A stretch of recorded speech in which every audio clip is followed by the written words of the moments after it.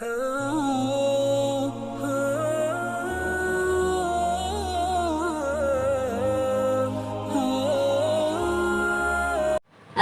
علیکم ورحمۃ اللہ وبرکاتہ۔ الحمدللہ رب العالمین والصلاة والسلام علی سید المرسلین وعلی آلہ واصحابہ اجمعین، اما بعد فاعوذ باللہ من الشیطان الرجیم، بسم اللہ الرحمن الرحیم۔ رب اشرح لی صدری ویسر لی امری واحلل عقدۃ من لسانی یفقہوا قولی، ربی زدنی علما۔ اس دنیا میں سب سے قیمتی دولت ہے ایمان۔ اس کی حفاظت کے لیے ہجرت تک کو مشروع قرار دیا گیا، یعنی اگر گھر بار، جائیداد، رشتہ دار، دوست و احباب، کاروبار، بیوی بچے سب کچھ چھوڑنا پڑے تو چھوڑ دیا جائے، مگر ایمان کو نہ چھوڑا جائے۔ نبی اکرم صلی اللہ علیہ وسلم اور صحابہ کرام رضی اللہ تعالی عنہم اجمعین نے اسی بنیاد پر ہجرت کی تھی، یعنی ایمان کو بچانے کے لیے اپنے گھر بار کو چھوڑ دیا تھا۔ فی الحال ہجرت کا حکم تو باقی نہیں ہے، لیکن ماحول کی خرابیوں اور گناہوں سے اپنے ایمان کو بچانا ہے، کیونکہ اس کی وجہ سے بھی ایمان متاثر ہوتا ہے، ایمان کمزور ہو جاتا ہے۔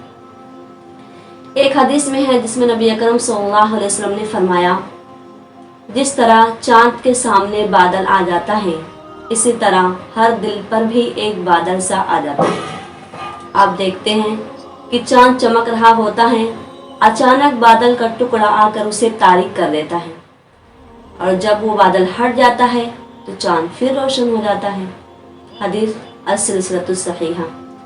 اس حدیث میں نبی اکرم صلی اللہ علیہ وسلم نے گناہوں اور نافرمانیوں کی وجہ سے ایمان کے متاثر ہونے کو بڑی خوبصورت مثال کے ساتھ سمجھایا ہے، کہ جیسے بادل چمکتے ہوئے چاند کے سامنے آ کر اسے تاریک کر دیتا ہے، اسی طرح اللہ کی نافرمانی، شریعت سے روگردانی، شریعت سے منہ پھیرنا ایسا ہی تاریک بادل ہے جو دل کے نور ایمان کے سامنے آ کر اسے تاریک کر دیتا ہے۔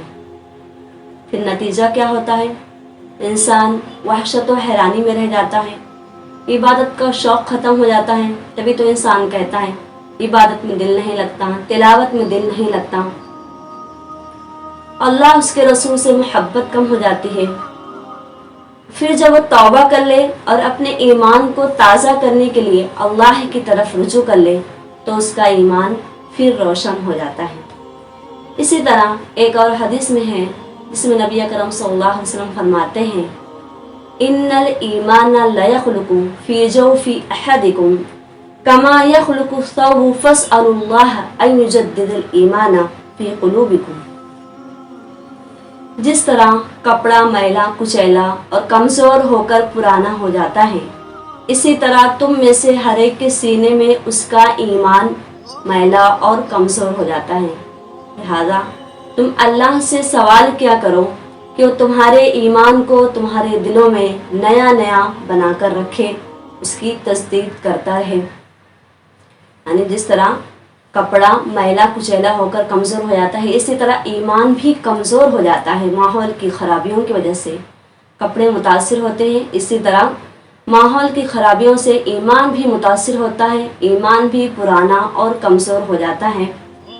تو کام ایسا کریں جس سے ایمان ہمارا نیا رہے، اور اللہ تعالیٰ سے ایمان کی سلامتی کی دعا کرے، ایمان کو نیا نیا بنا کر رکھے۔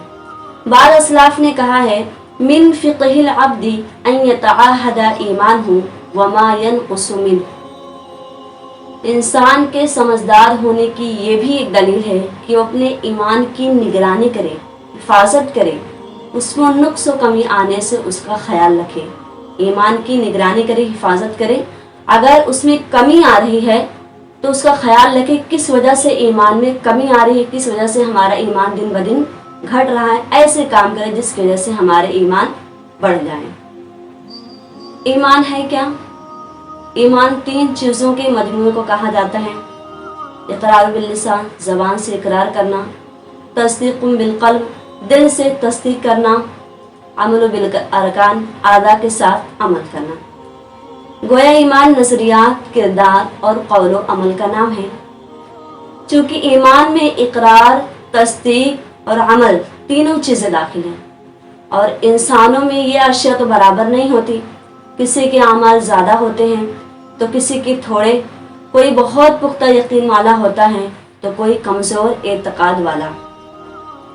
ایک انسان کے حالات بھی ہر وقت ایک جیسے نہیں ہوتے، کبھی اسے بہت لطف آتا ہے عبادت میں، تلاوت میں، اللہ اس کے رسول کی فرمانبرداری کرنے میں، کبھی اس کی حالت دوسرے قسم کی ہوتی ہے۔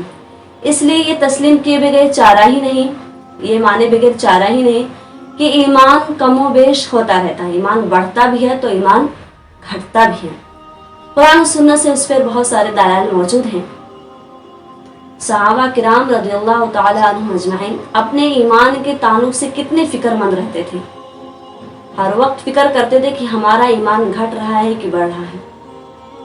صحیح مسلم میں حضرت حنظلہ اسیدی رضی اللہ تعالی عنہ سے روایت ہے کہ ان کی ملاقات حضرت ابوبکر صدیق رضی اللہ تعالی عنہ سے ہوئی، تو حضرت ابوبکر صدیق رضی اللہ تعالی عنہ نے ان سے کہا کیف انت یا حنظلہ، حنظلہ کیسے ہو؟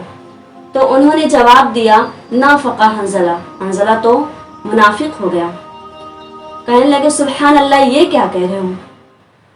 تو کہنے لگے جب ہم رسول اکرم صلی اللہ علیہ وسلم کے پاس ہوتے ہیں اور آپ صلی اللہ علیہ وسلم ہمیں جنت و جہنم کے تذکرے کر کے نصیحت کرتے ہیں تو کیفیت اس طرح ہو جاتی ہے کہ جیسے ہم اپنی آنکھوں سے دیکھ رہے ہیں۔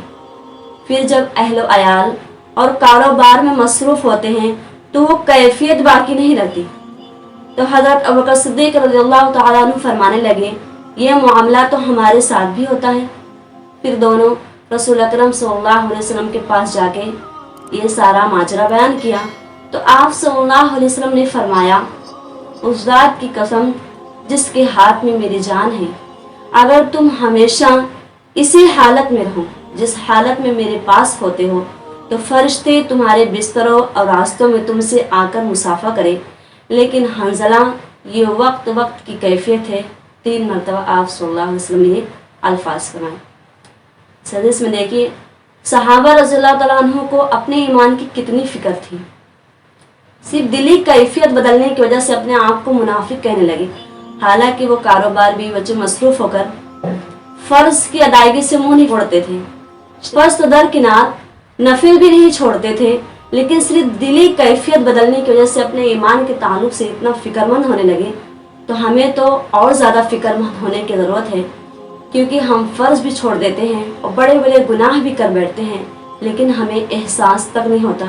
یہ ہمارے ایمان کی کمزوری کی نشانی ہے۔ ہمیں اپنے ایمان کے تعلق سے فکر مند ہونے کی ضرورت ہے، کیونکہ ایمان ہی کی وجہ سے انسان جہنم سے بچ سکتا ہے۔ صحیح بخاری کی ایک حدیث ہے، حضرت ابو سعید خدری رضی اللہ تعالیٰ عنہ بیان کرتے ہیں کہ رسول اکرم صلی اللہ علیہ وسلم نے فرمایا جنت والے جنت میں چلے جائیں گے اور دوزخ والے دوزخ میں، پھر اللہ تعالیٰ فرمائے گا اخرجوا من کان فی قلبہ مثقال حبۃ من خردل من ایمان، ان کو بھی نکال لو جن کے دل میں رائی کے دانے کے برابر بھی ایمان ہے۔ رائی کا دانہ کتنا مختصر، کتنا چھوٹا ہوتا ہے، اگر اس کے بقدر بھی کسی کا ایمان ہوگا تو وہ بھی جہنم سے نکال لیا جائے گا۔ ایمان کتنا اہم چیز ہے اس حدیث سے پتہ چلتا ہے۔ آئیے دیکھتے ہیں ہمارا ایمان کس درجے کا ہے۔ صحیح مسلم کی ایک مشہور حدیث ہے جس میں نبی اکرم صلی اللہ علیہ وسلم کا فرمان ہے من رأى منكم منکرا فلیغیرہ بیدہ فإن لم یستطع فبلسانہ فإن لم یستطع فبقلبہ وذلک اضعف الایمان۔ تم میں سے جو کوئی برائی کو دیکھے تو اگر طاقت ہے تو اپنے ہاتھ سے روک دے، اگر ہاتھ سے روکنے کی طاقت نہیں ہے تو زبان سے روک دے، زبان سے منع کر دے یہ کام غلط ہے، برا ہے، اس کام کو مت کرو۔ اگر اس کی بھی طاقت نہیں تو کم از کم دل میں تو نفرت کرے۔ اگر دل سے بھی نفرت نہیں کر سکتے تو سمجھو ہمارے اندر رائی کے دانے کے برابر بھی ایمان نہیں ہے، اس کا مطلب جہنم سے بچنا ناممکن ہے۔ ہمیں اپنے ایمان کے تعلق سے فکر مند ہونے کی ضرورت ہے۔ ہر وقت اپنے ایمان کے تعلق سے فکر مند رہیں، ایسا کام کریں جس کی وجہ سے ہمارا ایمان دن بدن بڑھے، گھٹے نہیں۔ اور اللہ تعالیٰ کو کیسا ایمان پسند ہے یہ دیکھتے ہیں۔ اللہ سبحانہ و تعالیٰ نے اہل ایمان کو مکمل طور پر ایمان میں رنگ جانے کا حکم دیا ہے اور اس کو بہت پسند بھی کیا ہے۔ یہی وجہ ہے کہ قرآن پاک میں اس انداز سے حکم موجود ہے، یا ایھا الذین آمنوا آمنو، اے ایمان والو ایمان لاؤ، مطلب اے ایمان والو اپنے ایمان میں پختہ ہو جاؤ، مضبوط ہو جاؤ۔ دوسری جگہ اللہ تعالیٰ کا فرمان ہے، انما المؤمنون الذین آمنوا باللہ ورسولہ ثم لم يرتابوا وجاهدوا بأموالهم وأنفسهم في سبيل الله أولئك هم الصادقون۔ سورہ حجرات آیت نمبر 15۔ صحیح مومن وہ ہے، بہترین مومن وہ ہے جو اللہ اس کے رسول پر پختہ ایمان رکھے، مضبوط ایمان رکھے، پھر شک و شبہ نہ کرے اور اپنے مالوں اور جانوں کے ساتھ اللہ کے راستے میں جہاد کرے۔ یہی سچے مومن ہیں، یہی اچھے مومن ہیں۔ الاتقان میں حضرت عبداللہ ابن عمر رضی اللہ تعالیٰ عنہ کا بیان ہے، وہ کہتے ہیں کہ ہمیں یعنی صحابہ کرام رضی اللہ تعالیٰ عنہ مجمعین کو پہلے ایمان ملا تھا، بعد میں قرآن۔ یعنی پہلے ہمارا یہ عقیدہ بن چکا تھا کہ اللہ ہمارا رب ہے، محمد صلی اللہ علیہ وسلم ہمارے رسول ہیں اور اسلام ہمارا دین ہے۔ یہ پختہ نظریہ جب ہم نے اپنا لیا تھا تو بعد میں جب قرآن اترتا، اس میں جو بھی حکم آتا ہم اس پر عمل پیرا ہو جاتے، فوراً اس پر عمل کرتے۔ نماز کا حکم نازل ہوتا، نماز پڑھتے، شراب چھوڑنے کا حکم نازل ہوا، شراب چھوڑ دیے، یعنی جیسا جیسا حکم نازل ہوتا ہم اس پر عمل پیرا ہو جاتے۔ اور فرماتے ہیں، ان کی کافی لمبی عمر ہوئی تھی، بعد کے عرصہ تک وہ زندہ تھے، فرماتے ہیں کہ آج صورتحال یہ ہے کہ قرآن موجود ہے مگر ایمان نہیں۔ اتنا بڑا معجزہ قرآن موجود ہے مگر ایمان نہیں۔ ہمیں اپنے ایمان کے تعلق سے فکر مند ہونا چاہیے۔ اگر ایمان نہیں تو کچھ نہیں، کیونکہ ایمان ہی کی وجہ سے انسان جہنم سے بچ سکتا ہے۔ سارا دار و مدار ایمان پر ہے، اور یہ حقیقت ہے کہ جب ایمان ایک نہایت قیمتی دولت ہے تو اس کا خیال رکھنا بھی اہم ترین معاملہ ہے۔ اللہ تعالی ہمیں اپنے ایمان کی حفاظت کی توفیق عطا فرمائے، ایمان پر سلامتی اور ایمان پر خاتمہ نصیب فرمائے، آمین ثم آمین۔ وآخر دعوانا ان الحمد للہ رب العالمین۔ السلام علیکم ورحمۃ اللہ وبرکاتہ۔